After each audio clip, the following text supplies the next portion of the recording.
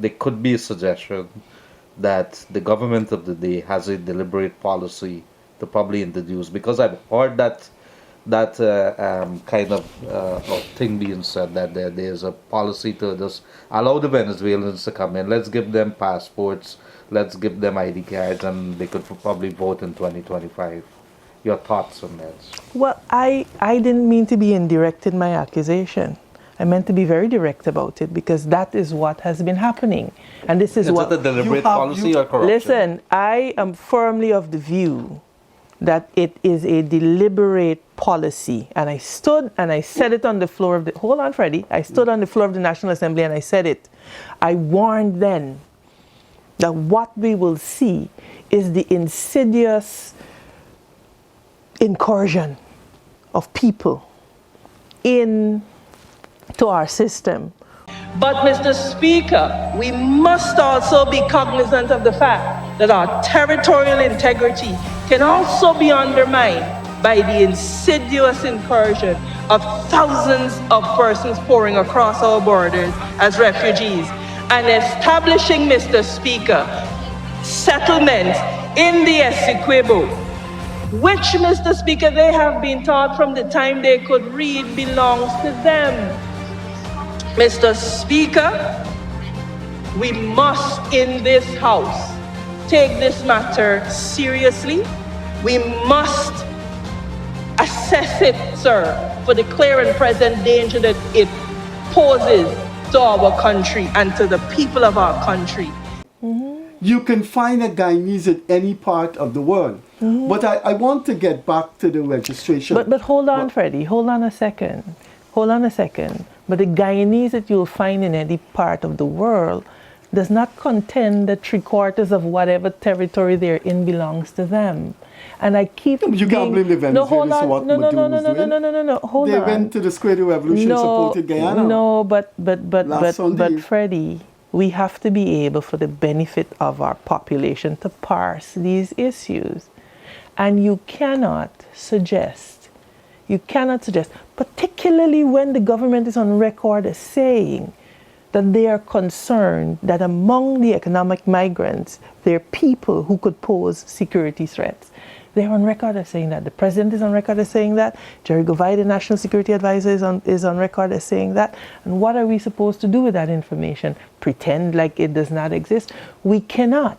And I want to be very clear, we have a duty based on international conventions that we're a part of to treat people with human dignity and respect who are fleeing from conditions. That is not up for debate, Freddie, and I hope that is clear. We also have a duty to Guyanese. We also have a duty, and I want to say... The two shouldn't be contradictory. We also have a paramount duty to protect the interests of Guyanese. And I am not suggesting that the two are contradictory or irreconcilable. What I am suggesting is that this government has to demonstrate in a far more tangible manner their concern with preserving our citizens. I want to make one other point. You referenced a young man that was in front of the Pegasus. That young man also put up footage with himself and the vice president on social media, shaking the vice president's hand. Guyanese people are seeing those things, and it is causing concern. And I'm not prepared, Freddie, and I want to be very clear, to engage in the level of kumbaya that we need to, that will ignore that these are the fears of Guyanese people. We have a duty to assuage those concerns, but we cannot bury our heads in this. You know what the problem that we're having is that all we're saying to this government is to be transparent. Let us know. I'll give you an example.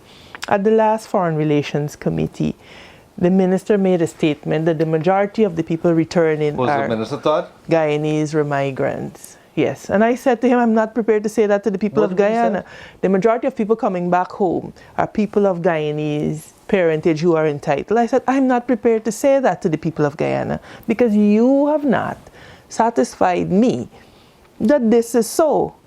And I further asked, and I've written to him, and Minister Todd, if you're watching, I'm awaiting a response to my letter, because I've written to him asking him, as is the power that is resident in that sectoral committee, to bring before the National Assembly the General Registrar's Office, the Immigration Office, because he said to me, go to Immigration and find the information.